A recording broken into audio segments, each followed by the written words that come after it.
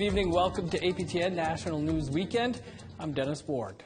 Thanks to a multi-billion-dollar settlement reached with the feds in December, First Nation people under a boil water advisory could be in line for some money. Lindsay Richardson starts us off tonight. There is a drinking water settlement for First Nations, and the claims process is now open. This might sound like an infomercial, but if you lived on one of the 258 First Nations communities in Canada touched by a long-term water advisory since 1995, you may now be entitled to compensation. It's big. It's historic. Last December, the federal government reached an $8 billion settlement in a class action suit. At least $1.85 billion is set aside for individual compensation. Another $6 billion is earmarked for improvements to infrastructure. For lawyers on the case, the settlement newly recognizes First Nations rights as well as federal responsibility. I mean, it's a pretty hard one to sort of say I don't really have any responsibility for, human rights issues and sickness issues and, watching videos with children with sores on them from being washed in the water that comes out of people's taps. I mean, that's pretty gruesome stuff, but it's real. And just ask those leading the class action, like Curve Lake First Nation in Ontario. Water is such a critical part of our cultural beliefs. That's the lifeblood of Mother Earth. That's what that's our responsibility to take care of as Indigenous people, as Anishinaabe. Chief Weetung says Curve Lake still isn't as bad off as other communities, but lack of water affects everyday life. The impact of not being able to wash your clothes because, they come out completely ruined. The additional financial burden of having water that destroys your appliances on a regular basis and significantly faster than in, non-Indigenous communities, of sitting beside your child in the bath every night until they're 3 or 4 and understand that they can't put the water in their mouth. Individual compensation amounts will vary based on the type, duration, and harms. You're eligible to apply if you lived on a First Nation with a water advisory lasting more than a year, if that advisory took place between November 1995 and June 2021, or if you've experienced long-term health effects as a result of a water advisory. Claim forms can be filled out online at www.firstnationsdrinkingwater.ca. Although the individual compensation is good news, all eyes are on long-term solutions put in place by the feds. Canada's ultimately got to come to the decision of whether or not they constantly want to do this, or do they want to set up structures where this actually gets done and resolved, because they almost all end up in some kind of a settlement agreement. People making individual claims have until March 2023 to file. Lindsay Richardson, APTN National News, Montreal. It's been 37 years since enfranchisement was removed from the Indian Act. Thousands of people are also still fighting to get their treaty status back. As Fraser Needham reports, those battles could be about to end. For decades, Nadia Salmanu has been fighting for First Nation status. My grandmother and my mom applied on my brother and I's behalf and my cousin Royce multiple times since my childhood, and multiple times we've been turned down by the Government of Canada. This is because her great-grandfather chose to give up his status so that his children could avoid going to residential school. He was one of many who chose enfranchisement to gain rights First Nations people lacked at the time, such as voting in Canadian elections or owning land. The government did away with enfranchisement under the Indian Act in 1985, but the discriminatory policy continues to affect thousands of Canadians, such as Catherine Fournier. She has status, but her 3 children do not because her grandfather wanted to vote. They mostly lived in on reserve or sort of in unincorporated areas out in the Indian country. But then when they moved to Kenora, it was a place, I guess, where he could vote if he wasn't an Indian. So he enfranchised. Salmanu and Fournier are part of a Charter of Rights challenge against the federal government filed in the BC Supreme Court last summer. Ryan Beaton is their lawyer. So today there are individuals, children and grandchildren, great-grandchildren of those individuals who are still denied status because of a family history of enfranchisement. And we've said that's discriminatory. Last week, the federal government announced it had reached an agreement with the plaintiffs to put litigation on hold. Indigenous Services Minister Patty Hajdu says the government plans to introduce legislation by the summer. I would say that my sense is the majority of that was an effort by the federal government to, to colonize and to decrease the numbers of indigenous people, if you will, that had rights according to treaty. And so this government has been very, I think, intentional through our work to make sure that we make reparations to groups that lost their status. Salmanu says it has been a long and painful process in trying to gain status, but says she is more determined than ever to see it through. Personally, I want to see justice here for every single person, every single Indigenous person who gave up their indigeneity in a forced way. Fraser Needham, APTN National News, Ottawa. The elected leader of 23 Treaty 8 First Nations in Alberta says his group is no longer part of the Assembly of First Nations. Here's Chris Stewart with that story. Treaty 8 was entered into by our forefathers as a sovereign people of Treaty 8. There was no AFN back then. It's Treaty 8 people for a territory where these promises and the benefits from that territory was going to come with the treaty makers as well. With the Imperial Crown, we know our forefathers, what they knew what they entered into. Treaty 8 First Nations of Alberta Grand Chief Arthur Noski says he has cut ties with the AFN. He says the 23 nations in Alberta who signed Treaty 8 in 1899 want to negotiate on a nation-to-nation basis instead of with the Assembly of First Nations. The treaties have been neglected to a point where it's only administrative stuff, and that these monies or program dollars are basically, I believe, negotiated by AFN in Canada. By the time it gets to the nations, then it's not a treaty-based funding as promised under treaty. Examples, I guess, would be education and healthcare. Chief Noski says, as sovereign nations, they have a better ability to properly distribute federal and provincial funds. APTN asked Indigenous Services to comment on Treaty 8 leaving the AFN, but they did not reply to us before airtime. When AFN basically negotiates with them or talks about numbers, then a lump sum is sent to Alberta, and now the nations are asked to, make the best decision as to how that money is split. And to us, that is not a treaty-based process, and that is the reason why, we pulled out. Basically, we tried working with them. I guess I'll say that as well, but to date, it has not come to a place where the autonomy of the sovereign nations that entered into treaty is not being respected and honored. Chief Noski says the AFN has asked for a band council resolution from the Treaty 8 communities. He says many have been sent in, but as far as he is concerned, the organization is no longer a part of the AFN. Alberta currently does not have an AFN regional chief. Marlene Poitras was removed in December. Her mandate had expired at the end of June 2021. The Assembly of First Nations declined an interview about the story. In a statement to APTN, they write in full, in the absence of an Assembly of First Nations Alberta Regional Chief Alberta Region, including Treaty 8, is currently represented through the many Chiefs Committees and Technical Committees that inform the work of the National Office to advance First Nation priorities as mandated by Chiefs in Assembly.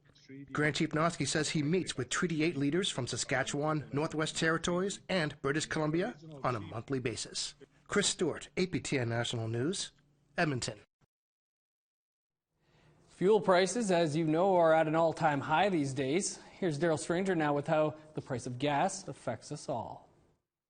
Depending where you live, you'll be hard-pressed to find gas at prices we've been used to seeing in recent months. In Vancouver, the price of gas surpassed $2 per litre, sitting at $2.09. That has newly retired Richard Newman on edge. It's crazy. I just retired and they're going nuts. Can't afford it. Should have stayed working. I live on a busy street down there, and I just noticed that it's quieter. It's a lot quieter, but the prices are going crazy. In Alberta, prices of fuel are around $1.60 per liter. On-reserve gas stations like this one in Sixica Nation are usually kept busy with the savings First Nation citizens get. But the owners say even with the savings, there's been less cars pulling in. It's affecting us in a way that we used to see a lot of families coming and going during the weekends, in the evenings. We don't see that a lot now. A lot of it is like, a lot of people I'd see 2-3 times a week. Maybe I'm just seeing once a week now because they're not traveling because gas prices are going up. The war in Ukraine is driving up prices due to economic sanctions on Russian oil imports, and it is going to get way worse. Today, President Joe Biden announced the United States will ban imports of Russian fuel, oil, natural gas, and coal, so these prices could be around for a while. Canada doesn't import Russian oil, but it's a supply and demand business. Dan McTagg is the president of Canadians for Affordable Energy and has a website called Gas Wizard that shows current prices of fuel across Canada. He says the increase in fuel is not expected to stop anytime soon. They're going to get a little bit more painful. We haven't seen the end, only because we're looking at not only going into the summer demand driving season, a shortage in oil, where demand is, post-COVID, where a lot of people playing catch up, is exceeding supply. And it's for that reason that we're likely to see gas prices move up, nationally, perhaps as much as another 15-20 cents a liter. But I don't want to sound flippant. The sky's the limit. We don't know how high this is going to go. In Winnipeg, regular gasoline hit $1.63 per liter, while in southern Ontario it was approaching $1.60. That had people at the pumps in Ontario concerned. It makes paying bills tight right now, and to and from work, I'm about an hour and 15-minute drive, so it's totally affecting us week to week. So it takes around like $80 to $85 of gas, which is expensive for me because I'm not getting that much pay because of that, because I am an international student, so I am a part-time worker. So because of that, I'm not getting much of money. Most of my money is going in filling up the gases. Wow. Daryl Stranger, APTN National News, Winnipeg. Coming up, questions about the indigeneity of one of the leaders of the convoy protests in Ottawa. Stick around.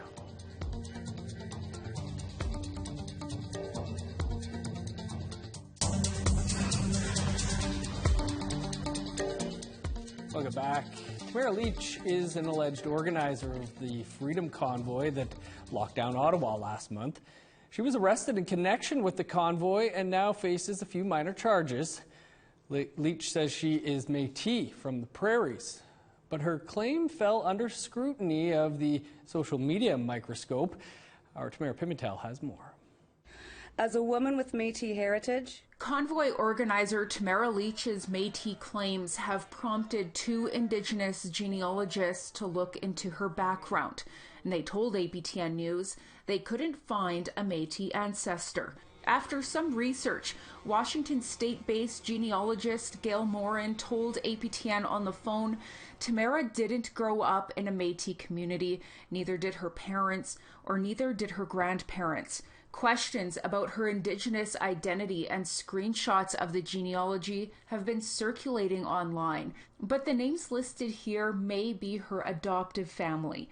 In the affidavit that was filed in court for her bail review, Leach states she's originally from Saskatoon, adopted by a Caucasian family, and her biological maternal grandmother was Cree, her grandfather, Métis. She also stated, "As far as I can remember, I always identified as Indigenous spiritually.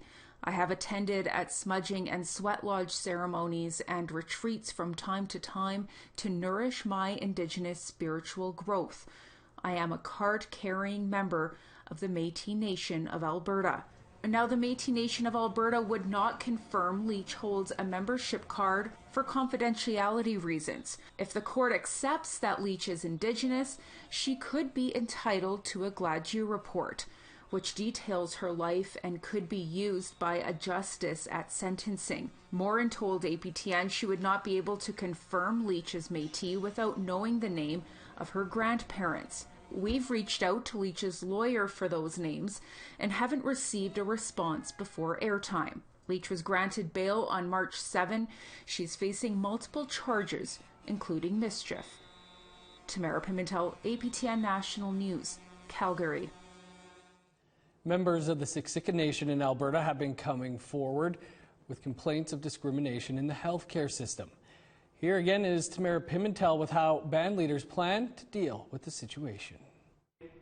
Sixica Chief and Council announced it will be collecting stories from people who have experienced racism within the Alberta healthcare system. A steady flow of complaints have been made to Chief and Council in this area, and leadership is working with a team of lawyers on this matter. Chief Ore Crowfoot says the number of complaints have been rising with the pandemic and wants to ensure a safe space for Sixica members or any Indigenous person in the area to come forward. We are constantly being reminded of racist and heartbreaking stories. Stories like Joyce Echaquan, who live-streamed mistreatment she was receiving from Montreal healthcare workers moments before she died in 2020. Her story is not an isolated incident. Far too long we have been subject to racist and discriminatory behavior while receiving health care. For too long we have been insulted when we were at our most vulnerable. In January, a study from the University of Alberta revealed emergency rooms across the province are treating First Nations patients less urgently than non-Indigenous. Councillor Samuel Crowfoot says many members here choose to avoid local health care facilities because of racist treatment. The complaint process in general in Alberta for any type of medical issue or any type of racist or derogatory event is extremely hard to follow and is governed not in the most efficient way. Thereby, I think it reduces the amount of complaints that come in. CEO of Sixica Health Services, Tyler White, says ultimately the stories will be brought to all levels of governments. Disappointed that we've had to take these type of measures in order to get the attention of our government, both federal and provincial. And these aren't just stories, these are real experiences. The complaints will be collected over an unknown period of time, depending on how quickly members come forward.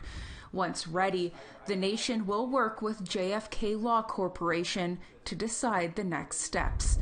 Tamara Pimentel, APTN National News, Sixica. Federation of Sovereign Indigenous Nations in Saskatchewan is hiring someone to deal with complaints about the health system in that province. According to their chief, there's plenty of reasons why. Leanne Sanders has that story and a warning. It contains graphic images. What this lady went through is torture. The FSIN says 2 years ago, a James Smith First Nations woman suffered severe burns after being injected with potassium when she went to a Prince Albert hospital for a broken ankle. At the time, the FSIN described what Jeanette Sanderson went through on June 20th, 2020 as torture. Chief Bobby Cameron says it's just this type of case the new health ombudsperson will look at. Time and time again, almost on a daily basis, we had our people calling us saying that they were, mistreated or they were subjected to some type of racism. No one should be treated like that when going into a hospital, but our First Nation people are. According to Sanderson's daughter, Janelle Kinch, her mom still suffers and has limited use of her arm and hand. From her arm and to her elbow, it burns every day. She has to put a cream on her, some kind of hospital cream that they prescribe her to settle the pain. So she's in pain every single day. Kinch says the family has until June to pursue a legal case for damages and is working to find a new lawyer after their legal counsel retired. In reports from 2020, the Saskatchewan Health Authority said it was investigating the incident. We asked the health authority what has been done about her case, but in a brief emailed statement this week, they said they can't comment due to patient privacy concerns. The federal government committed $1.17 million to the First Nations Health Ombudsman and has hoped the office can be running within the year. Chief Cameron says they should expect to be busy. And this was our way of putting the healthcare system here on notice. It will not be tolerated anymore. We're going to start building human rights cases. We're going to start taking legal action. Leanne Sanders, APTN National News, Saskatoon. Awful stuff. Still to come, how one woman has been passing her time during the pandemic. Stay with us.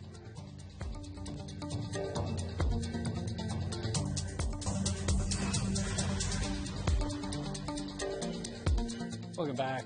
The early days of the COVID-19 pandemic kept people indoors under lockdown, doing puzzles or binge-watching TV shows.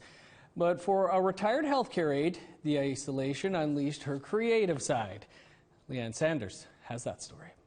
This is how I make my dolls. This is where I make my dolls. Audrey, or Bill Wilson, as she's known to all her family and friends on Chippewa of the Thames First Nation, says her COVID hobby, creating Indigenous dolls, has brought her a lot of joy, and fans on social media also love them. Wilson made her first doll about 1.5 years ago, and they've evolved as Wilson perfects her craft. So I kept her, I keep her under glass, and but now I have that was 1.5 years ago, and now I'm making things like that. The detailed dolls take up to 4 days to make, and she charges $125. This is my first one that I've made with beadwork. And I made her with beadwork. She's not done yet, but she will be going to my daughter. And I'm going to be doing more of these with beadwork. And I don't know, some people tell me it's not enough. Some people tell me, oh, isn't that a lot? But it's my first time, and I'm just learning myself. Wilson has shipped dolls across Canada to the United States and Germany. Her top seller is the Every Child Matters doll. It's important to her because her grandfather attended the residential school on her First Nation, where she says a ground-penetrating radar survey is expected later this year. And my first doll of that was this little girl, and she is carrying her moccasins and holding a feather. So, and on the board you can see it says Every Child Matters. Wilson has fibromyalgia and has been retired for 5 years. She says her hobby has helped her keep busy during the pandemic. It was something to do. It kept me sane. It's keeping me sane during COVID times and, being inside all the time and everything. So my craft room is my domain. Leanne Sanders, APTN National News, Saskatoon. Great looking work. Well, that's all the time we have for your APTN National News for this weekend. You can always find more over on our website, aptnnews.ca. I'm Dennis Ward. Thanks for being with us. Enjoy the rest of your weekend.